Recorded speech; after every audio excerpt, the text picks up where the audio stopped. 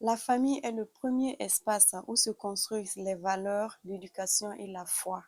Mais dans un monde marqué par de nombreux défis sociaux et économiques, quelle place la prière et, et les valeurs spirituelles occupent-elles encore dans nos familles? C'est autour de cette réflexion que nous échangeons aujourd'hui dans votre émission Au cœur du foyer. Et pour en parler, nous avons eu l'honneur vraiment et de l'acceptation de l'invitation d'une maman que nous allons la laisser se présenter de façon large. Merci d'être dans votre émission Au cœur du foyer. Vous êtes sur Mousso News, le média leader qui amplifie la voix des femmes. Bonsoir maman. Bonsoir, fille. Bienvenue à Mousso News Merci et beaucoup. merci de nous avoir fait honneur. On va vous laisser vous présenter à nos internautes. D'accord. Ok, d'accord. Donc, merci pour cette invitation.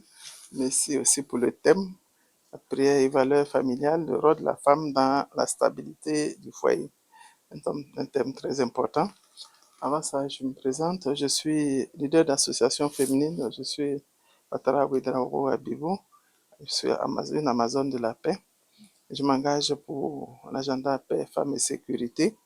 Et je suis conseiller de formation en documentation archive et conseiller en gestion des ressources humaines. Donc, je mets mon expertise au service du savoir et de l'humain. Musulmane confirmée, je puise mes forces et ma sécurité dans le Saint-Coran. Je suis passionné de la lecture, de voyage. En résumé, je suis une femme de paix, de savoir et d'ouverture. Donc, qui conjugue leadership, spiritualité et curiosité intellectuelle. Ok, femme de paix, femme de cohésion sociale, femme de foi, maman. Dans beaucoup de sociétés africaines aujourd'hui, il est dit que la femme est le pilier du foyer. Comment peut-on davantage comprendre cette affirmation quand on dit que la femme est le pilier du foyer, de la famille? Alhamdulillah, merci pour cette question. On dit que la femme est le pilier du foyer parce que la femme transmet des valeurs, l'éducation et la foi aux enfants. Donc, la femme est, disons, le noyau de la famille, comme le Coran le rappelle. Parmi les signes, nous avons créé des épouses afin que vous viviez en tranquillité avec elles. Et Dieu a mis entre nous l'affection et la miséricorde. Donc, c'est une partie du Coran, d'un verset du Coran que j'ai paraphrasé pour dire que la femme est l'alpha et l'oméga dans la famille. D'accord. Et vous pensez qu'aujourd'hui, les femmes jouent un rôle déterminant dans la préservation des valeurs familiales? C'est ça. Et selon l'UNESCO, je dirais que les femmes restent la première école de l'enfant parce que c'est la femme qui met au monde, c'est elle qui est beaucoup plus attachée à l'enfant, elle est beaucoup plus avec l'enfant.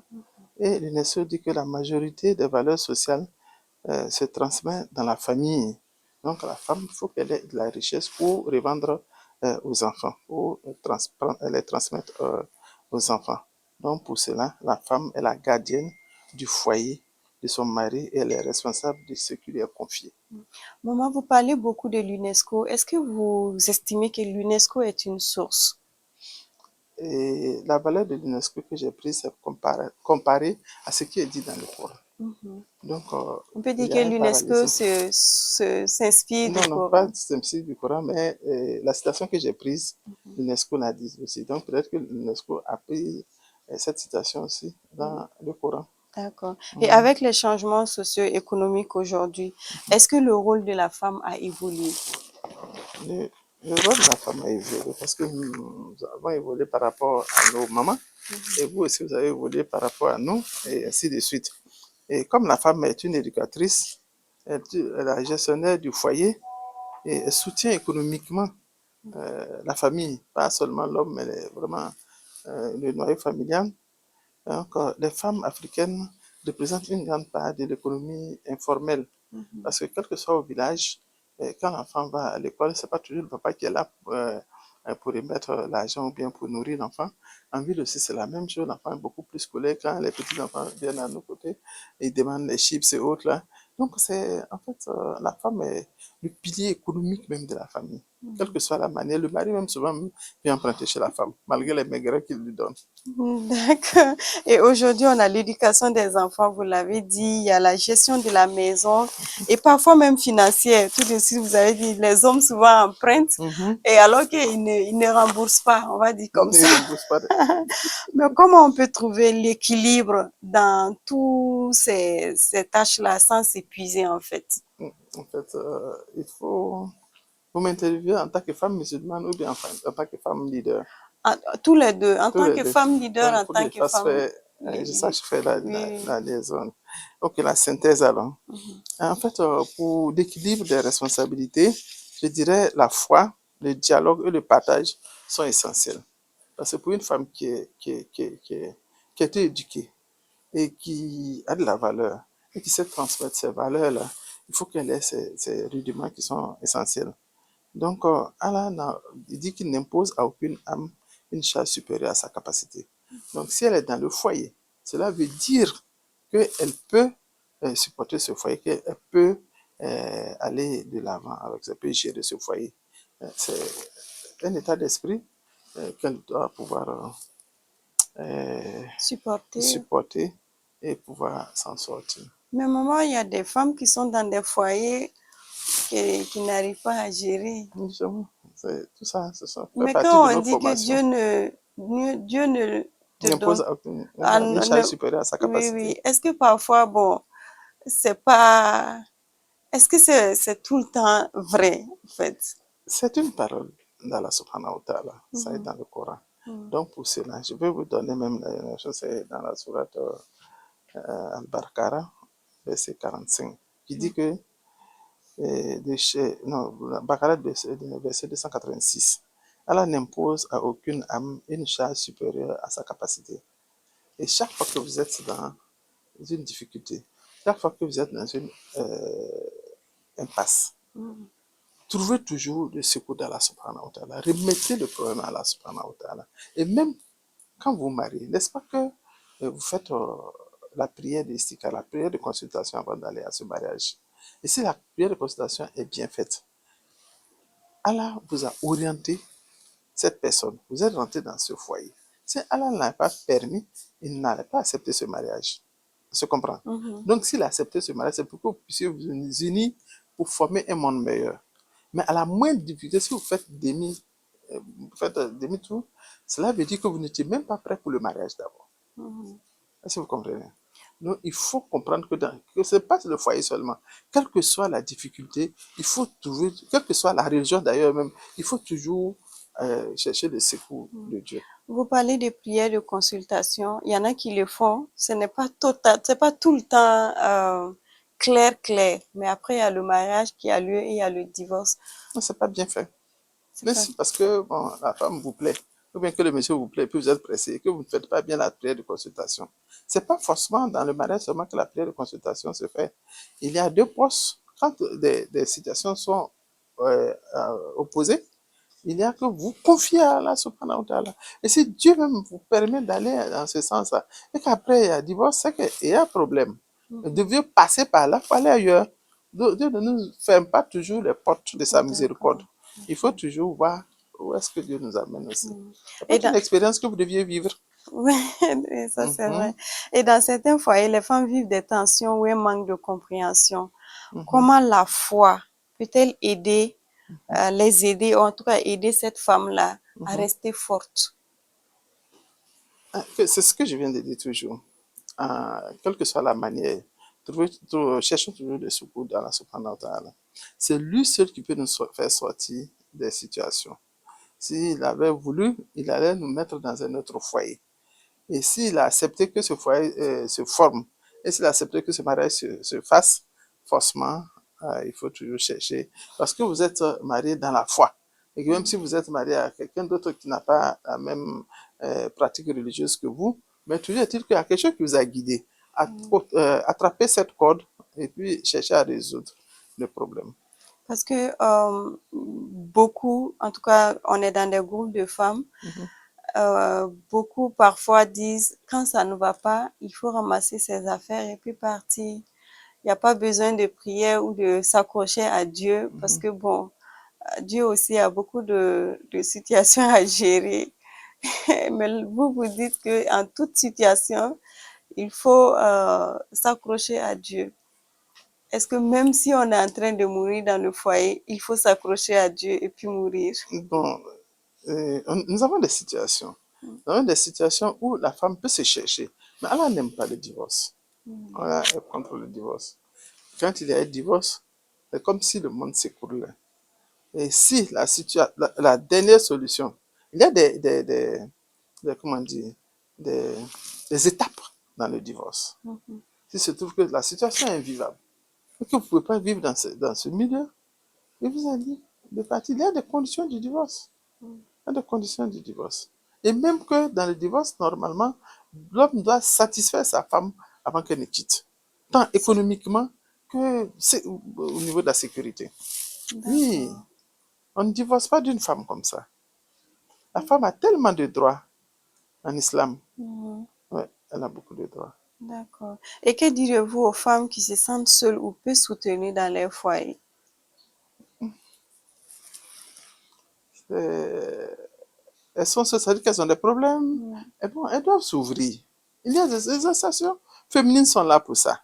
Si vous n'avez pas eu la formation de travailler en groupe ou bien de pouvoir gérer votre foyer, les associations féminines sont là. Dans les associations, on apprend tellement de choses. Et puis, ça ne s'agit pas seulement d'être cloîtré dans les quatre murs, mais il faut aller, il faut s'ouvrir au monde. Il faut s'ouvrir vraiment aux grandes sœurs qui ont déjà eu des situations pires que ce que vous vivez. Et même souvent, quand vous racontez, vous entendez certaines situations, ça dit que vous banalisez votre situation. Il faut s'ouvrir. Et savoir s'ouvrir aussi, il ne s'agit pas d'aller bavarder avec une copine qui va vous conseiller, pas en bien, mais qui n'a aucune orientation. Mais il faut s'accrocher à la corde de Dieu pour des gens qui vraiment veulent trouver une solution à leurs problèmes. D'accord. Et aujourd'hui, on a beaucoup de familles qui traversent assez de difficultés, notamment les conflits, les divorces, le manque de dialogue. Quelles peuvent être les causes principales de ces problèmes? Manque de dialogue, divorce et des petits conflits dans le couple. Ça peut être dû à quoi? Bien ça.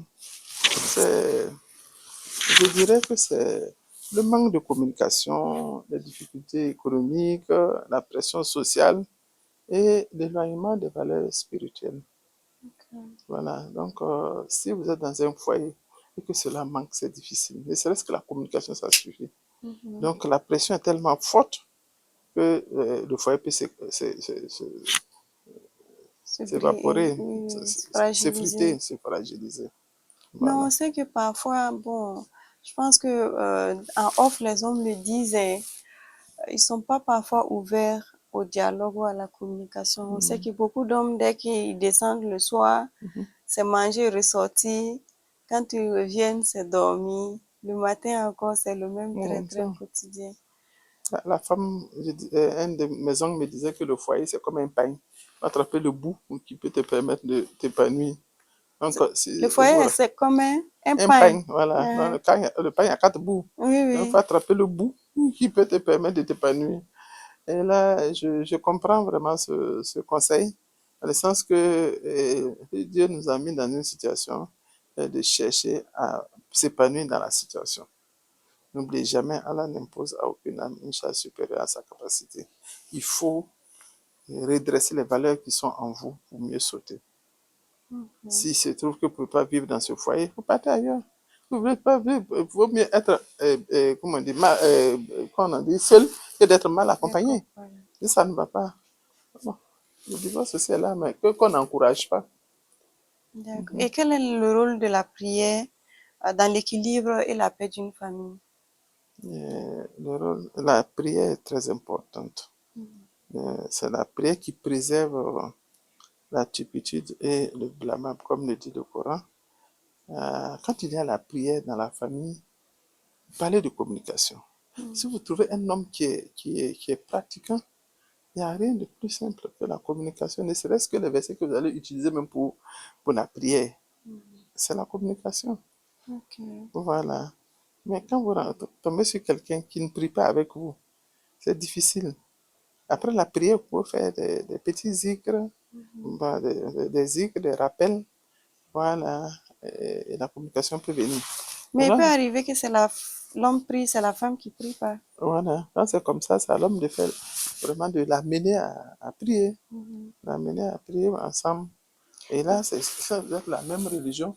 Dieu merci, si vous n'êtes pas de la même religion, il y a des moments quand même de qualité que vous pouvez créer. Pour pas que ce sont les mêmes valeurs spirituelles. Mhm. Même si ce n'est pas la même manière de prier, mais il y a les mêmes valeurs spirituelles que vous pouvez impliquer dans votre famille. Et c'est très important, ça vraiment détermine l'équilibre même de la famille. Mais c'est quelles sont les prières? Est-ce que ce sont les 5 prières de la journée ou bien on peut décider de trouver un moment et de prier ensemble, de faire 2 rakats, 4 rakats ou prier ensemble? Souvent, il y a les prières, comme vous le savez, il y a les prières obligatoires, les 5 prières obligatoires. Mais au-delà des 5 prières obligatoires, quelle que soit la difficulté, vous pouvez prendre vos ablutions et puis demander à Dieu ce que vous voulez. Donc, il y a des prières surrogatoires à n'importe quel moment, sauf à midi, bien sûr. D'accord. Est-ce que la prière peut aider un couple, en tout cas un foyer, à retrouver la paix? La prière, vous dites la prière même, c'est la solution. La prière, c'est quoi? Favoriser la patience, le pardon, et puis le respect. S'il y a déjà la prière dans une famille, c'est déjà bon. C'est déjà bon. Donc, vraiment, ça permet d'équilibrer. La prière régularise vraiment la famille. Je prends l'anecdote qui dit que le monsieur a en tout cas, c'est une injustice qu'il a commise à la femme, et puis mais, elle a pris ses ablutions, et puis elle s'est assise, elle a fait son enfila, elle a soulevé la main comme ça. Le gars, il comprend. Dès qu'elle a soulevé la main pour demander à Dieu ce qu'elle veut, le gars a demandé pardon automatiquement, il n'a pas demandé. Il sait que la justice, c'est Allah subhanahu wa ta'ala. Donc, Mais maman, nous, dans le cadre des préparatifs de cette émission, on a essayé de faire un tease sur Facebook où on a demandé aux gens, est-ce que la prière peut être une solution? Voilà, la prière peut-elle réellement sauver un foyer en difficulté? On a eu 83 commentaires et près de la moitié nous disent que non. Si vous avez des problèmes, résolvez votre problème parce que la prière ne va pas sauver votre foyer. moi, Quel est votre commentaire je suis là-dessus? du restant des statistiques là, Mhm. qui dit que la prière permet de résoudre le problème. La prière, déjà, si vous avez cette habitude-là de prier ensemble, quand ça ne va même pas, même là, le matin même, quand le monsieur prie devant vous, il fait même des erreurs même dans la prière. Il n'est pas en paix. Il n'est pas en paix. Et vous savez que la prière matinale, elle est faite à haute voix. Oui. Donc, quand il y a la prière matinale, il n'est pas en paix. Il faut qu'il résolve le problème avant de pouvoir vous prier. La prière est la clé de l'équilibre familial. On n'a même pas besoin de s'asseoir. Déjà, même avant de rentrer dans le ramadan, vous devez vous demander pardon avant de rentrer dans le ramadan. On est d'accord? Mhm. L'enseignement que nous avons eu, c'est la sunna. Le papa demande pardon à la maman demande pardon au papa, et puis les enfants demandent pardon, les papas aussi, les enfants demandent pardon au papa. Sans ce pardon, on ne peut pas rentrer dans la prière. Mais Ça, c'est une est-ce que ça, communication c'est déjà. pas une question d'éducation? Parce que je sais que beaucoup de gens ne savent pas qu'il faut se demander pardon avant même de rentrer dans Ramadan. Mais ça se fait même dans les autres. Moi, actuellement, je suis dans le réseau des femmes de foi pour la paix. Donc, pour cela, les autres communautés me disent qu'elles le font. Alors, chez nous, j'ai dit, mais c'est la sunna chez nous. Ah, que vous le faites aussi? J'ai dit, oui, nous aussi, on le fait. Ah, d'accord. Ouais, ouais. Je vais vous lire 2, 3 commentaires. Ok. Il y a une qui dit que la prière, oui. Mhm. Mais imagine, c'est toi le problème et tu passes ton temps à intercéder pour l'autre. La prière, oui, mais ajoutons d'autres éléments. L'autre qui dit on prie pour soi-même et on intercède pour autrui. On prie pour changer le mauvais caractère en toi, peut sauver le couple en difficulté. Et un autre monsieur qui dit que c'est la prière là qui nous met toujours en retard. Le couple a des difficultés, il faut chercher les causes et à base de ça, trouver des solutions. Passer à l'action est mieux que de rester à prier. La prière ne résout absolument rien. Et pour terminer, il y a quelqu'un qui dit que former un foyer, c'est une question de compatibilité. Quand vous forcez, votre foyer devient toxique. Eh ben, je rappelle le Coran qui dit que la prière préserve la turpitude et du blâmable. La prière préserve préserve la turpitude et du blâmable. et du blâmable. Voilà. Donc, imaginez si vous avez un problème dans le couple, si vous êtes ensemble et que vous priez, forcément, le caractère, chacun vient avec son caractère, parce que c'est la fusion des caractères. Donc, au fur et à mesure, le monsieur va laisser ce qu'il a de mauvais en lui, la femme aussi va se conformer, et vous allez partir. Après 20 ans de mariage, 10 ans de mariage, 20 ans de mariage, vous tendez vers, on n'a pas la perfection, mais vous améliorez. Voilà. S'il n'y a pas de prière dans une famille, c'est difficile. On peut dire que la prière est plus... Dans un foyer où il y a la prière, en tout cas, c'est apaisé. La vraie prière. Ça, il s'agit seulement de prier et puis de faire la dictature. Hein. Mais la prière qui est dans le cœur, la prière qui est pratiquée, souvent la sunna. Il ne faut pas faire disons, la prière mécanique pour dire qu'on l'a fait. Non. La vraie prière. Et la vraie prière peut être quoi? La vraie prière, c'est ce que nous devons faire. Parce que quand on a la foi en nous, normalement, ça doit rejaillir hein, à l'extérieur. Mais il ne s'agit pas d'imposer à la femme sa dictature, ou bien sa dictature aux enfants, et puis de rester là en tant que chef de famille, dire qu'on prie. Ah non, ça, ce n'est pas la vraie prière. La vraie prière, elle est faite de communication, de pardon et de servitude. Autant vous avez besoin de nous, nous aussi, nous avons besoin de vous. Okay. Et comment une épouse peut-elle encourager son mari et ses enfants à rester attachés à la prière et aux valeurs de leur religion, qu'elle soit islam ou christianisme, qu'elle soit l'islam ou le christianisme? C'est la femme mariée est d'abord, une femme est déjà une éducatrice, je l'ai dit, et aussi médiatrice. On est d'accord entre elle et puis les enfants et puis la belle famille, les familles et puis sa famille.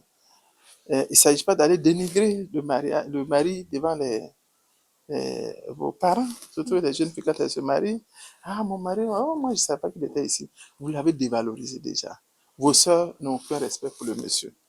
C'est une grosse erreur. Quel que soit. Voilà pourquoi la valeur même du mariage, quand vous vous mariez, vous avez toujours une tante ou bien vraiment une marraine qui vous suit. Vous avez tout le temps d'aller gérer vos problèmes là-bas. Mais venez s'asseoir avec les sœurs, avec les parents, expliquer vos problèmes devant la famille. Quel respect vous voulez que vos petits frères, vos petites sœurs, votre maman ait pour ce mari-là. Et ça, ce n'est que le début du mariage. Et quand ça va aller à 20 ans, 30 ans de mariage, la valeur, le monsieur perd la valeur. Il faut toujours valoriser son homme devant sa famille. Vous comprenez? Et vice-versa, le Et monsieur. vice-versa, bien sûr. Les hommes, généralement, n'ont pas de problème. C'est surtout nous, les femmes. Voilà. Et le monsieur, il endure. Hein. Et les hommes, ils endurent vraiment. Parce qu'il ne va jamais aller, par respect, par chose, dénigrer sa femme devant sa famille. Vous voyez, non? Mais nous, les femmes, on n'a pas cette culture-là. Ou bien qu'on ne suit pas la sunna, on dénigre. Nous sommes les premiers à dénigrer les maris. Et ça, c'est pas bon. Et après, on ne peut plus rattraper. Ce sont des erreurs qu'on ne peut plus rattraper. Alors que c'est son défaut, c'est vrai. Mais c'était la marraine, une vraie marraine. Voilà pourquoi quand vous mariez votre fille, il faut trouver une femme qui a de la valeur pour suivre votre fille. La marraine saura comment gérer le problème. Vous voyez, non? Sans que la famille ne sache. Est-ce qu'on se comprend? Il ne faut pas prendre une marraine pour seulement l'habiller et puis c'est fini. Même les témoins. Il ne faut pas seulement prendre un témoin pour venir l'habiller le jour de mariage et puis basta. Non. Il faut quelqu'un qui puisse l'accompagner. Et même pour préserver même la santé de la maman des parents, il ne faut pas que les problèmes viennent bruts devant les parents. La marraine, comment on dit? La tante, ouais, la témoin. Donc, c'est son rôle. C'est son rôle. Mais aujourd'hui, maman, qu'est-ce que vous pensez alors des confidences sur les réseaux sociaux? Parce qu'aujourd'hui, là, vous touchez un sujet très important, le rôle des marraines, des tantes et des témoins de mariage. Mais aujourd'hui, de plus en plus, on voit beaucoup de jeunes filles qui viennent exposer les problèmes de foyer sur les réseaux sociaux à la recherche de solutions. Et il y en a qui estiment qu'elles gagnent des solutions parce qu'à travers le partage d'expériences, bon, elles en tirent quand même une leçon. Qu'est-ce que vous en pensez? En tout cas, moi, je ne dirais pas que c'est une mauvaise chose, mais je n'encouragerais pas. Parce qu'un mariage, c'est la fusion de deux familles. Et lors du mariage, on vous a choisi, si ça a été bien ficelé, on vous a choisi des marraines. Et vous avez accepté, généralement la marraine, c'est quelqu'un qui a vu évoluer la fille jusqu'à son mariage. Donc, elle a un rôle d'accompagnement. Et si le rôle d'accompagnement n'est pas fait, la fille va sortir. Aller raconter au bureau, on le voit au service, comment ça se passe. Raconte le problème de foyer à n'importe qui. Ça, c'est pas bien. Parce que les réseaux sociaux, quand même, vous allez venir chercher vos problèmes, vous allez venir résoudre vos problèmes. Vous avez de la famille, vous avez un père. Votre grand frère ou bien votre petit frère, il peut être votre confident. Oui. Allez exposer son problème sur les réseaux sociaux. Autant aller chez un psychologue. D'accord. Merci beaucoup, maman. On Je va vous en prie. observer une petite pause et on Ok. revient Merci. après la pub. Il n'y a pas de souci.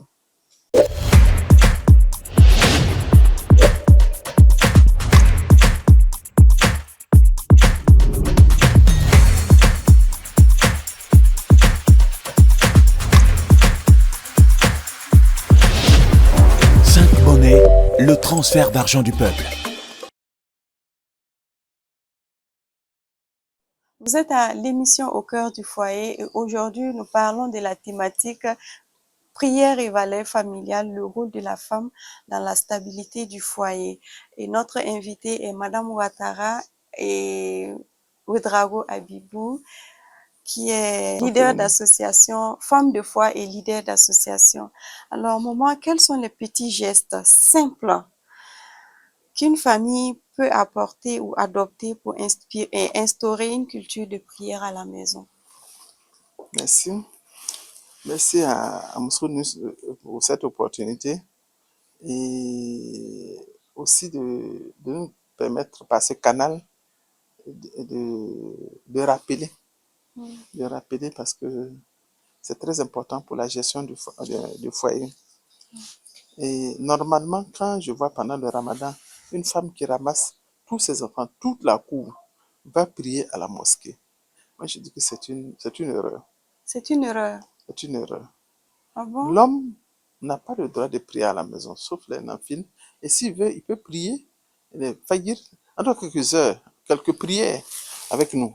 Mais la femme, elle est l'éducatrice de ses enfants. Ça sert à quoi d'aller même avec un bébé de 2 ans à la mosquée? À la mosquée. C'est quoi que vous allez transmettre à l'enfant pendant le mois de Ramadan? Ces valeurs-là doivent être transmises aux enfants. Normalement, prier ensemble. Et je dirais, lire des versets. Bénir les repas. Enseigner les valeurs. Si vous ne priez pas avec vos enfants, non, la maman est la bergère de la famille, du foyer. Le papa, lui, sort pour chercher l'argent et puis venir. Non, vous, en tant que femme, vous devez éduquer vos enfants. Ayez des moments de prière. Le ramadan, c'est le moment de renforcement de foi. D'apprendre, ne serait-ce que pour rompre le jeûne, qu'est-ce qu'on dit? Ces occasions, vous mettez au tableau, vous créez un espace comme ça, c'est une salle de prière, et les enfants voient, vous transmettez des valeurs. Mais c'est à 20 heures, si tout le monde court aller à la mosquée, vous revenez fatigué, c'est quoi, quelle valeur que vous allez transmettre aux enfants? Ah, mais Ah maman, oui! là, on dit, par exemple, c'est comme les prières de vendredi aussi, où c'est l'occasion pour certaines femmes de se fondre à la masse. Je me dis que les femmes profitent de Ramadan pour ramasser toute la En tout famille. cas, moi, depuis que moi je me suis marié, je n'ai pas reçu cette école-là. Et je D'accord. n'encourage pas. L'homme, même dans notre quartier, depuis qu'on a déménagé à Songanaba, dans notre quartier, ouais, j'ai commencé à créer le cadre. Comme j'étais jeune fille, je voyais mes parents faire en Côte d'Ivoire. On priait ensemble les femmes, et puis les hommes partaient à la mosquée. Et la maman, elle nous prie. Elle dit, ou bien, comme nous on a fait l'école franco-arabe, une des filles qui est plus avancée, l'imam, je dirais, va guider la prière, diriger la prière. Et maintenant, on fait les rappels. Ah, tel surat là, tu ne connais pas. Tel verset, tu ne connais Ok. pas. Voilà. Donc, c'est Et le c'est à moment du la rappel. maison vraiment qu'on À peut la faire maison, ça. c'est ça. Mais si on va, on se ramasse tous, on va à chose. Parfois, il y a des bébés qui pleurent C'est pendant la ça. Et puis, prière. le désordre. Donc, quand on est venu à son là-bas, moi, j'ai prié. Et puis, les hommes voulaient. Je dis, non, les hommes, là, vous partez à la mosquée. Ici, moi, j'ai prié avec ma famille. Déjà, nous sommes plus de 10 à la maison. Ça constitue un grand monde.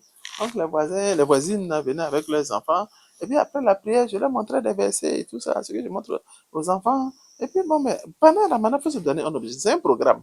Donc, qu'est-ce qu'on apprend? On apprend un juz, deux juz, on lit. Et hors Ramadan. Bon, au Ramadan, chacun prie chez lui. Si c'est vendredi, j'ai mon programme avec D'accord. les enfants. Et Et Fagir est là aussi. Les heures de prière sont là. avec les enfants, on prie Fagui ensemble. Après, on sort, on vient prier Maghrib Bicha ensemble. Ah, d'accord. Oui. Ok. Mais aujourd'hui, avec le travail, l'école et les distractions, beaucoup de femmes ont du mal à prier ensemble. Mhm. Et comment on peut y remédier? Déjà, Fagui, ça nous suffit. Maghrib Ok. Isha, si vous n'avez pas eu Maghrib, vous pouvez avoir Isha quand même avec vos enfants. Oui, oui. Oui, ce sont des moments de recueillement. Et puis se faire des doigts. Vous savez, le fait de prier ensemble et de faire des bénédictions, c'est tellement important.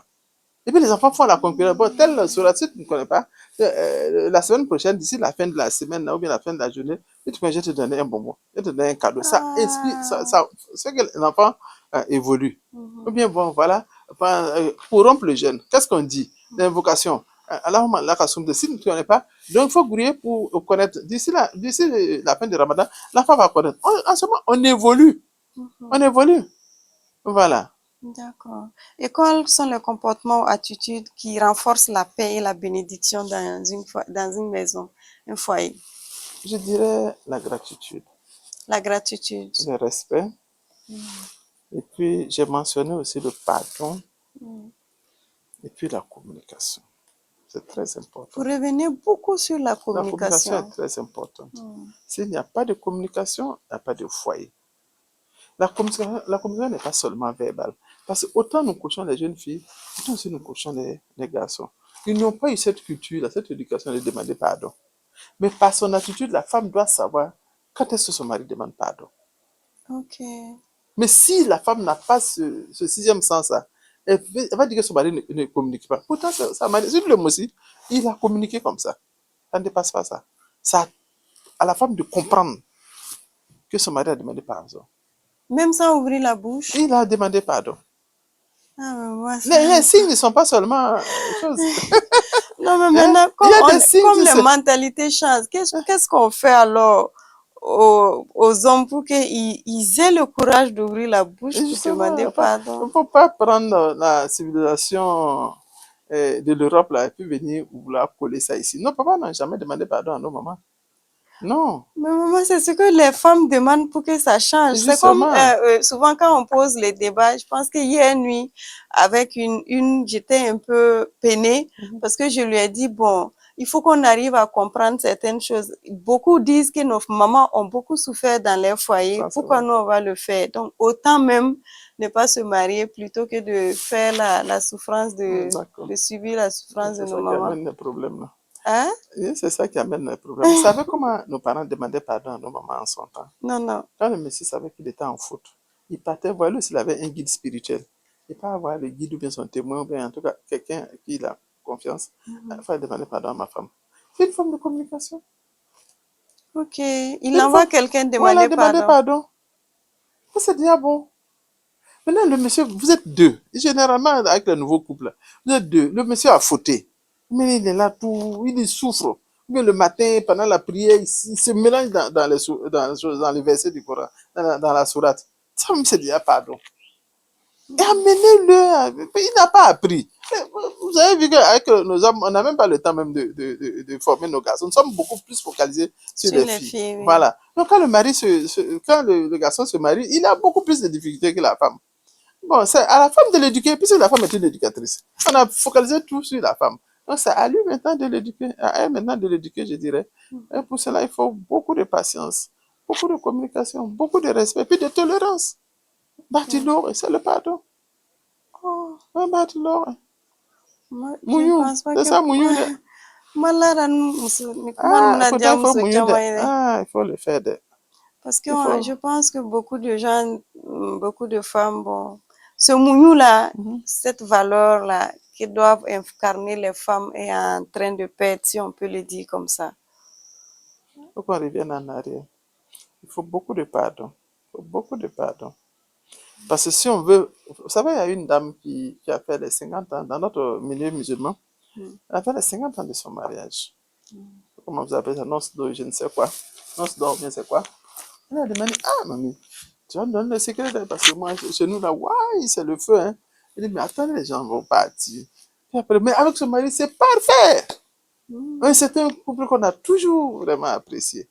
Quand les gens sont partis, maintenant, quand elle a commencé à déballer, nous, on a commencé à pleurer. Ne pleurez pas, c'est vous qui avez demandé. Hmm. Que le mariage n'est rien d'autre que le pardon.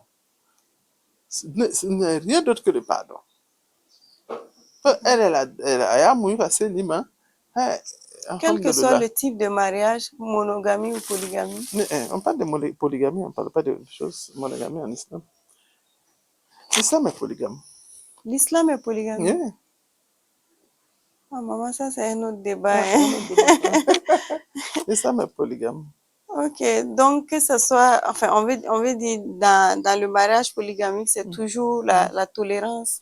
La tolérance. Si l'homme maintenant ne veut pas, Dieu lui a donné le droit d'épouser plusieurs femmes. Mais s'il ne peut pas, s'il a les moyens et qu'il peut être droit, s'il n'a pas la droiture en lui, il n'a pas se charger de sa seule femme. D'accord. Et maman, il nous reste 2 questions. Moi, je voudrais que vous adressiez un message aux femmes qui portent le poids du foyer, mais qui se sentent parfois découragées. C'est elles qui font tout, mais il n'y a pas de reconnaissance et elles sont découragées. Dieu a dit dans le Saint-Coran qu'après la difficulté vient la facilité. Faut qu'on se souvienne toujours de ça. Vous êtes marié, vous n'avez pas assez de temps, mais le monsieur, vraiment, il vous déçoit. Après la difficulté, si vous suivez tous les conseils qu'on vous donne, et que votre marraine vraiment vous coche, et qu'elle peut vous orienter dans votre vie. Et voilà, on dit toujours aux femmes d'avoir des marraines de valeur. On ne prend pas une marraine parce qu'elle est riche ou bien, si elle n'a aucune connaissance de la vie, elle n'a pas aucune connaissance, elle ne peut pas vous avancer, le mariage va se casser, bien sûr. Parce que vous ne pourrez pas avoir ce pardon, vous ne pourrez pas avoir cette tolérance à ce pardon pour rester dans le foyer. Il y a des principes sur lesquels, si le mariage ne va pas, chacun va de son côté, il n'y a pas de souci. Il n'y a pas de souci. Mais dès l'instant qu'on peut, pour une petite difficulté, vous êtes là dans vos familles, vous ramassez vos bagages, vous venez à la maison, quelle valeur vous voulez? Que le monsieur vienne encore se diminuer devant la famille? Ah non, c'est pas possible. Ça n'a vraiment pas son sens souvent. Ça n'a pas son sens. Donc vraiment, il faut beaucoup de tolérance. Le message que j'ai à leur donner, c'est de cultiver la patience et de laisser faire avant d'agir, d'analyser avant d'agir. Et pour terminer, si vous devez résumer en quelques mots, quelle est la clé religieuse pour construire un foyer stable et heureux? Ce que je pourrais dire, c'est que la paix d'une société commence d'abord dans le foyer. Et je dirais que quand il y a la prière, le respect, le dialogue et l'amour, la famille grandit bien sûr. Et la maison progresse. La femme au Burkina Faso, ce sont des piliers qui sont silencieux de notre société. Parce que derrière est un grand homme qui trouve une grande femme. Donc, par notre courage, notre patience et notre foi, nous construisons l'avenir de notre pays. Donc, quand la famille est forte, la nation est forte. Il faut qu'on consolide nos familles. Il y a eu des familles qui ont été brisées, mais qui se sont consolidées, on a colmaté les brèches. Et aujourd'hui, il y a des enfants qui ont été séparés. Mais aujourd'hui, avec la patience et puis l'âge, on est revenu à un seul morceau. Donc, il faut vraiment qu'il y ait la paix, l'amour, la tolérance et le pardon. Okay. Merci beaucoup, maman. Merci pour tous ces conseils. Merci pour tous ces enseignements. Et c'est la fin de cette émission au cœur du foyer. On retiendra que la stabilité d'un foyer ne se repose pas seulement sur les moyens matériels, mais aussi sur les valeurs qui sont cultivées, notamment la foi, le respect, la patience et le pardon. La prière peut être un véritable pilier pour renforcer les liens familiaux et guider les membres de la famille dans le moment difficile. Merci à notre invité pour ses précieux éclairages et merci à vous, chers internautes, qui nous avez suivis dans Au cœur du foyer. À bientôt pour un autre numéro, mais restez toujours connectés sur Mousso News, le média leader qui amplifie la voix des femmes. Merci. Merci.